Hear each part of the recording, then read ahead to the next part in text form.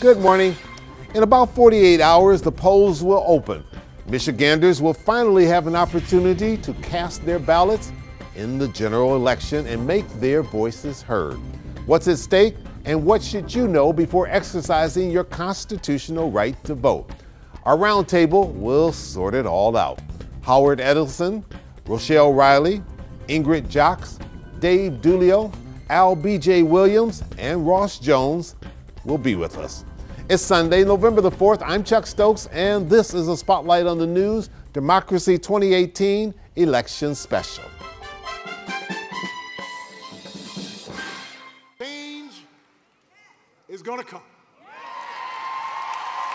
Hope will start happening again. That's what your vote can do. Let's get to work, Michigan. You can either vote for Democrat mob rule, or you can vote for a Republican Party that stands proudly for law and order, fairness, freedom, and justice. And welcome to Spotlight. Big crew today as we approach the general election. All right, let me start off. First of all, welcome to all of you. Show of hands. Who's ready for this election to be over? All right. Who wants to see one more political ad? Okay, I kind of thought that would be the case. As we approach this, what's going to drive this election? Rochelle Riley? It's all about turnout. If the people who are not happy with the direction that things are going, if the people who constantly talk about how the popular vote was ignored as if they don't understand how our political system works, if people who really do want change decide that they're going to vote, it will matter. If people do not vote, as is typical, the last midterms, for instance, turnout in Wayne County was 31%. And quite frankly, you had a 2016 election that everybody thought would be huge, not Obama huge, but huge, and it was less than half in Wayne County. So the bottom line is, it's turnout no matter what. Will this be driven by policy, or will be driven by personality? On the one end, we're hearing Republicans say it's about immigration, and we're hearing Democrats say it's about health care. Personality. Yeah, personality. First, once you get past personality, Donald Trump, then you can get into the policy, healthcare, education, jobs, and other issues. But you have to cut through the Trump factor. Professor Dulio, has Donald Trump done a good job at taking an issue of immigration and making it an issue that people will come out to vote with beyond his base? We're talking about that middle ground. Is the passion there? The midterms are always base elections, right? I mean, when we have turnout at the levels that we typically see over the last 20 years, midterm turnouts averaged across the country 40%, right? That's leaving out 60% of the rest of the country that just doesn't have the time to bother with it. And that 40% is usually mostly base voters. So it is not a surprise to see President Trump hitting on the immigration issue. That riles up the Republican base. That's red meat for the base. And it's not surprising to see Democrats, President Obama, rallying his troops, talking about health care and other issues that appeal to their base. Well, the rhetoric has been that Democrats are very motivated from pretty much the moment Donald Trump got elected. I mean, there's been a lot of emphasis on this blue wave that's coming. Even a pink wave. We've seen record numbers of women candidates run. See that definitely in Michigan. The top three statewide contenders on the Democratic side are women. So I think that's going to be of real interest to see if women and Democrats really do show up and express this frustration that we've been hearing about. Blue wave in Michigan is real. I think the pink wave is, especially in Oakland County, is just as important. Turnout is important. And in Detroit, I think you're going to have a black wave, which is important as well. Why? Because people are agitated. African Americans are agitated, and that's what's going to help push turnout in Detroit and in the metropolitan areas. People are agitated about Donald Trump and his style of leadership. People are agitated on issues and policies not coming through for them. And I think this year, for the midterms, you're going to have a higher turnout for African Americans. And as Rochelle Wiley has put it multiple times, the black wave is coming. Ross Jones, you've been doing these fact-check reports about the political ads. We have a record number of ads on the air. Obviously, people are putting money into it because they think it's making a difference. Yeah. Is it really making a difference with the average voter, or are they so confused that they just say, heck, I'm just going to do what my gut tells. Well, I think like you and me, they're really excited for the day after the election so they can have to stop looking at these. I think it's going to come down to which side is more concerned about the other side's motivation. I really think that's what it's going to be, because for the longest time we heard about the blue wave. The blue wave seemed like that was going to be the thing. Then the Kavanaugh hearings happened. Then there was a red wave. And now it seems like both sides are kind of looking to see.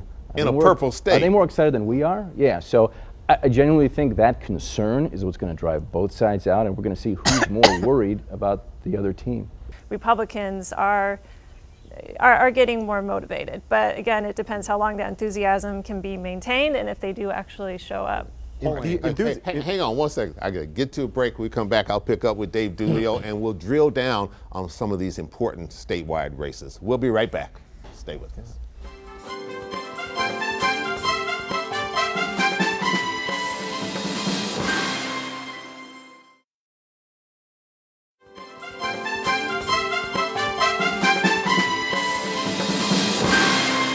Welcome back to Spotlight. Before we went to the break, I rudely cut off Professor Dave Dulio.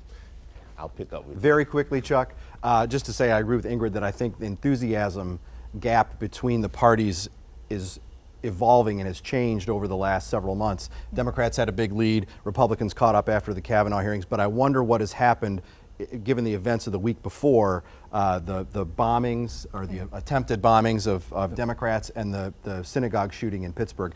That may, I'm starting to get the sense that that is dampening the enthusiasm of some, and that might have an impact here as we head into Election Day. Okay, two quick questions before we get to the state races. The birthright issue. President Trump has said by executive order he's going to rewrite the Constitution. Do y'all think that's possible? He's just trying to motivate. Yeah, it is. He's just trying to motivate his base. It seems kind of desperate to me. Is he just outright lying? Well, he's not lying because, as he says, he does try to tell the truth. But I think that this is just the latest distraction as he's trying to make sure that his base knows that he's going to go after anybody and anything that they don't like, to get them excited. Right. You know, this is a guy who attacked Gold Star soldiers, the disabled, women, dreamers, babies. So, you know, it's like just the latest thing. Who do you not like? I'll go after them for you. All right. Health care, we know, is a big issue. At least the Democrats say it's a big issue. Republicans have tried numerous times to overturn the Affordable Care Act or Obamacare, whichever term you're most comfortable with. But now we got a lot of Republican candidates saying, trust me to pre-existing conditions. Are they to be believed? No, not at all. It's another campaign ploy. You know, Republicans for a long time have tried to take issues that Democrats have owned and make it their own during midterm elections. This is just another one of those opportunities for them to take the issue at hand, healthcare issue that Gretchen Whitmer really owns, and try and own it for themselves and push their base out and get some independent voters. And these are the very same people, as you mentioned, Chuck, who tried to repeal Obamacare multiple times, and now they're coming back, and it's kind of a CYA because they read the polls and they know that if they don't address this, they're being attacked for it, they're going to go down and lose. But Ingrid, could this also be an opportunity for them to be able to say, okay, we weren't crazy about Obamacare, but you know what, we're taking this one particular part that's important to people, and we've got the power to be able to protect it because we got the votes up there. Sure. I mean, I think everyone realizes healthcare is a very important issue, and it's become a prominent one in this election. And I think Republicans have found out firsthand that it's very hard to make adjustments even to something that was so unpopular, especially among conservatives with the Affordable Care Act. It's very hard to change once it's in place. But I think hopefully most of us can agree that there are changes needed to the Affordable Care Act, and it's just going to be about the best way to make that happen. But I think things like pre-existing conditions probably aren't going to go away. All right, we've seen the polls on the state races all over the map, from wide leads to a very tight race. Whitmer, Schuette, Howard, going down the pipe. You've been in this position before with Jennifer Granholm 2 days before election. What are you telling the candidates?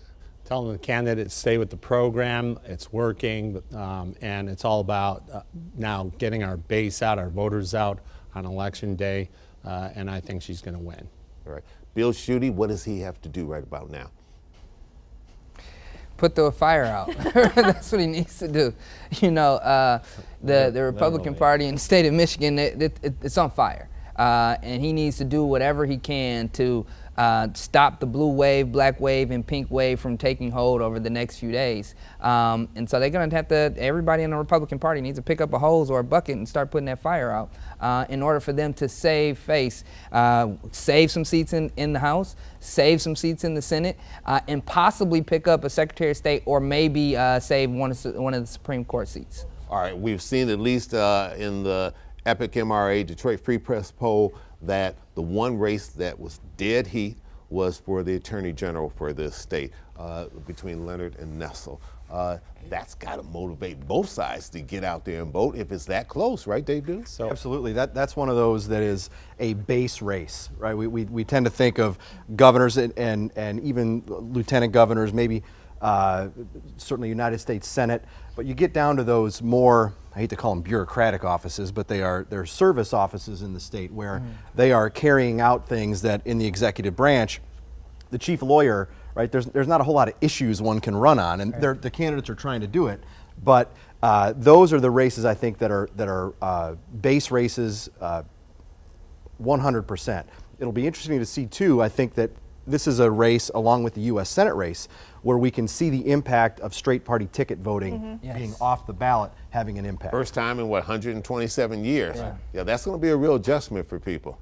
Absolutely. People aren't used to it, or some folks aren't used to it. That could have an impact down the ballot. President Trump will not be coming in? No.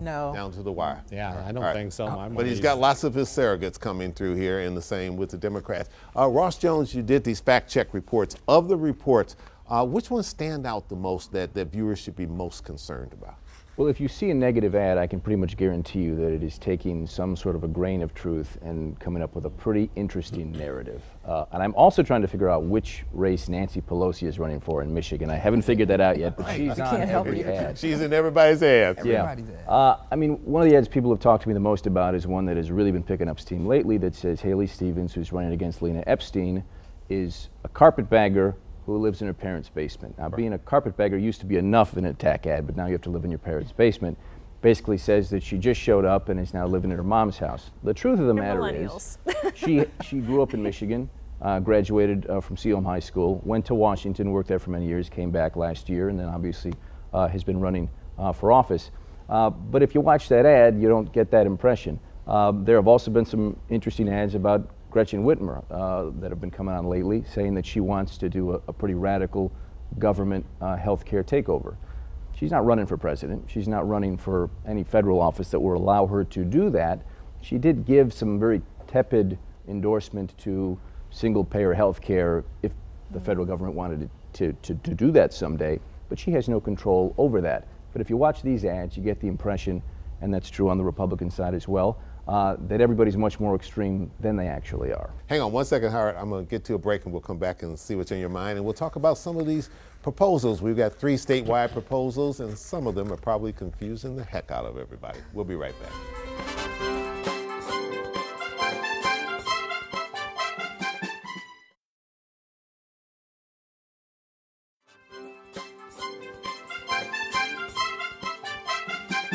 All right, Howard, I cut you off this time, so I'm just trying to be fair with doing it to everybody. Thank you. I was just going to add, there are a lot of ads, and so people who are watching them should kind of filter through. Do these ads have the source cited for the information to back up their claim? And if they don't, then it's probably not a very good ad, or it's not true. I want to add one little thing. People are not willing to do the drill down to try and figure out. They're looking at these ads, they gravitate to the ones they think are true, and they may not ever really know whether it's factual or not, but both parties need to be careful about painting with too broad a brush. For instance, the GOP may lose the votes of many millennials living with their parents. There's nothing wrong with living in your parents' basement, but if you make that look like that's something horrible, you know, you don't know how you're affecting real people. So be careful of what you're seeing on television if you're not willing to at least see where it came from. That would be important if millennials actually turned out to vote. And that's one of the things. What do you think? Do you think there's a good chance they'll come out? I mean, they're on Facebook and Twitter and Instagram all the time, but will they get to the polls? Ingrid just said marijuana is on the ballot, so millennials will be voting this time. But we'll see. They support legalizing recreational marijuana. What, like 85%? Our latest poll showed. So, I mean, it depends if they actually show up and vote like they say they're going to. And do you think they go all the way through the ballot, or they just go in and vote for proposal 1 and say, okay, I'm done? I don't think so. I think that they will do. A lot of them will not vote the entire ballot. A lot of them will not flip the ballot over and vote for the judges on that side of the ballot, who they are going to meet probably and see before they see the governor and or a U.S. senator, probably the most important part of the ballot. I also don't think that that the proposal 1 is the driving force behind millennials getting out to vote. I think part of the driving force behind millennials getting out to vote is so many young people on the ballot, especially in metropolitan Detroit. You have school board members, charter commission members, and the possibility of having the first African-American lieutenant governor in the state of Michigan, who is also not necessarily a millennial, but he's a younger candidate. Well, and that's one of the things I was going to bring up. Okay, so there's a possibility of making history in this election, whether it's Garland Gilchrist as the #2 person on the Democratic side for the governor's race, or whether or not it's John James upseating an entrenched entrenched Democrat incumbent with Debbie Stabenow, and that would make history too. Are those resonating with African Americans, and will one bring them out more than the other? I think they are resonating. Yeah, I can tell you, the black wave that I talked about, it's a national wave. So people are looking to say, how many people of color can we vote for around the country? And there are people who are either considering for or have already voted for John James because he is African American, because they love his parents who are stalwarts in Oakland County. I don't know if it's a lot of people. I don't know. You could make double history here. You could put Whitmer and Gilchrist in, and you could put John James in. For some people, that matters. I know people like to dismiss that. Some political experts say, oh no, that's not real. I have longtime friends who are Democrats who have already voted for John James because they want to see that happen, and then they hope they'll change his mind later. He's been working hard in Detroit to get his message out and going to lots of events in the city. So, I mean, he's been trying to reach Detroit voters. You know, even though the odds politically are against him, he's been spending time there. Howard, that would be a major upset, wouldn't it? It would. I don't think it's going to happen. The poll shows that Debbie Stabenow is ahead by 16 points, and she's well funded. And you believe she's that far ahead? I do. I don't think it'll. I think it'll close by election day. But the recent polls that just came out have her 16 points up. As someone who doesn't believe in polls, I don't think it's about the. I don't think it's about the polls. I think it's about Debbie Stabenow being a veteran politician who has spent a lot of time in Wayne County, Oakland County, and rallying her base and reminding people of what she's done. So if she wins, it won't be because people in a poll said so, because a whole lot of black folks aren't in polls. I think it comes down to name recognition. Hard work. The polls measure her fighting for Michigan and Washington and bringing things back. But we've seen so upsets. that's the only. And Senator Stabenow is popular in the places that Republicans need to do well in order to win these statewide races. She's popular in the Thumb and up north with agriculture. Sure. That is really what I think makes her such a safe bet to win, right? I mean, John James is going to eat into that lead, and because he's going to pull some African American votes out of Detroit, in part because of that disappearance of the straight party ticket section. He won't win, but it'll be closer than people think. I think John James is he's presented himself well. He's done a lot of work, but I think he's too little, too late, and not big enough to fight the establishment of Debbie Stabenow. All right, let's slip in one more pause for the cause. We'll come back, and we haven't talked about Proposal 2 and Proposal 3. We'll be right back. Stay with us.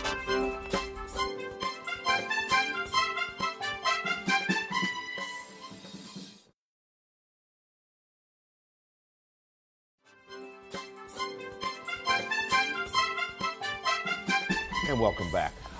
Proposal 2, probably the most confusing of the 3 proposals.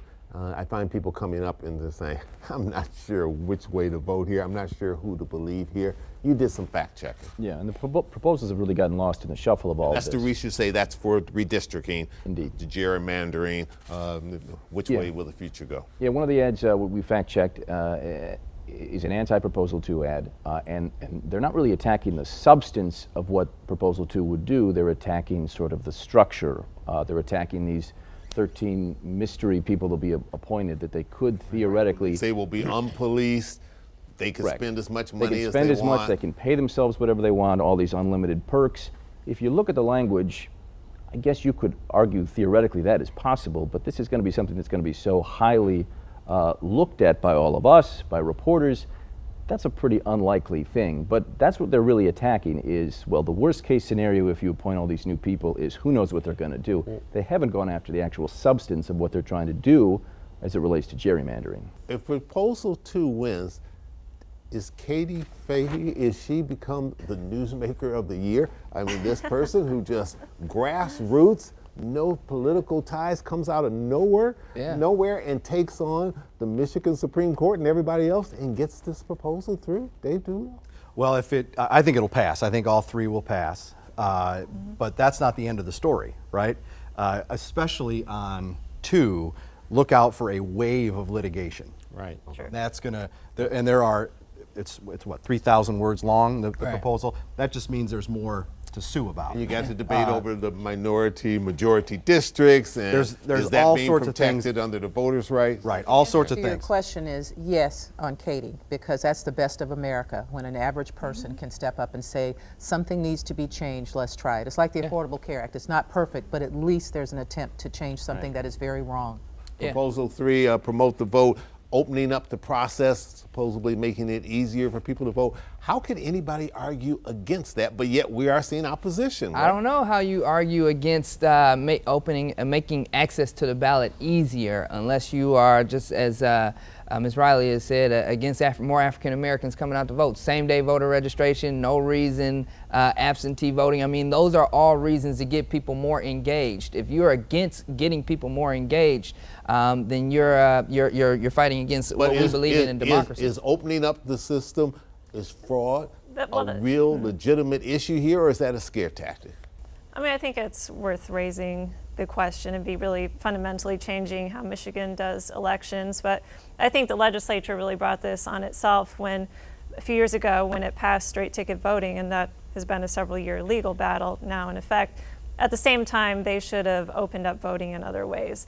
No reason absentee voting, making it easier for people to vote around the state, and that was a mistake. Most other states have eased that process in some way. So now it's going to backfire on them because this will be a big Democratic driver. Absolutely. All right. Unfortunately, we're out of time. Wish we could go another half hour. We'll do that next election. Howard, Rochelle, Ingrid, Dave, Al, Ross, thanks so much for joining us. And we want to thank you at home for joining us. Remember, Tuesday, November the 6th is Election Day. The polls are open from 7 a.m. until 8 p.m. Get out, do your constitutional right to vote, express your feelings, and that's the best way to do it in a democratic society. And stay tuned to Channel 7 and Channel 20 and WXYZ.com for all of the most comprehensive coverage on election night. I'm Chuck Stokes. Have a good week.